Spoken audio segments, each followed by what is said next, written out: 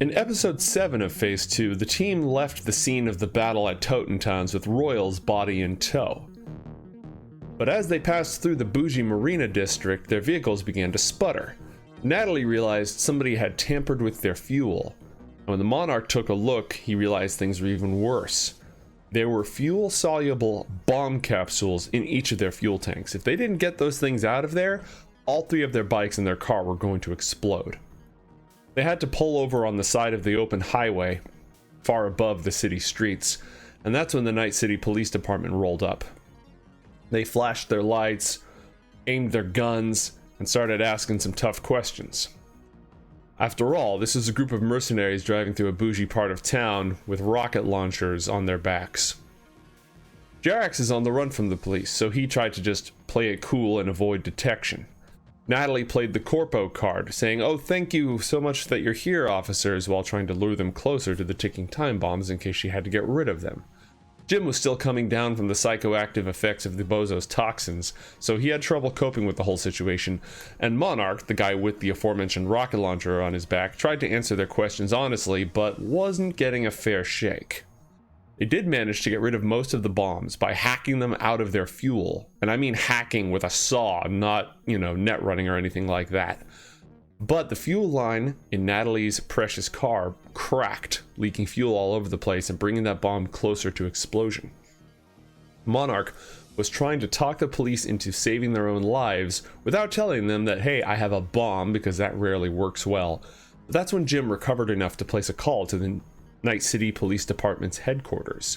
He pulled some strings, called in some favors, and gave them a bogus tip, and suddenly, the officers were treating Jonah, Natalie's corpo bodyguard, like a VIP.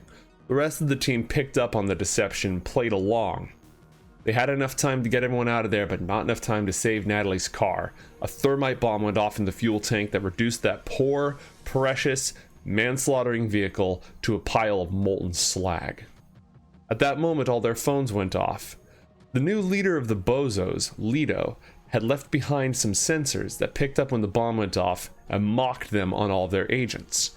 Jim took a closer look and realized that the Bozos had planted a second set of transmitters, tracking devices, trying to figure out where our team was hiding.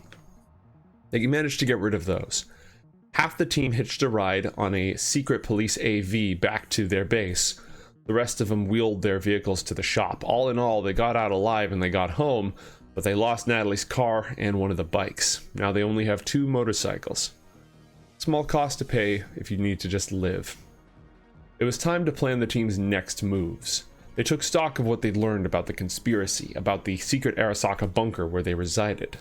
They knew that the bodies they discovered were volunteers working for Hanako Arasaka, daughter of Saburo Arasaka and the current face of the Arasaka Corporation. They also knew that she did experiments with the Soul Killer AI, a program that can rip a netrunner's mind from their body, leaving their body dead and trapping their psyche in a digital prison. They also knew that those volunteers for her experiments came over on a cargo ship years ago before the Fourth Corporate War, and they found out through their contacts that that cargo ship went missing in the Pacific Ocean.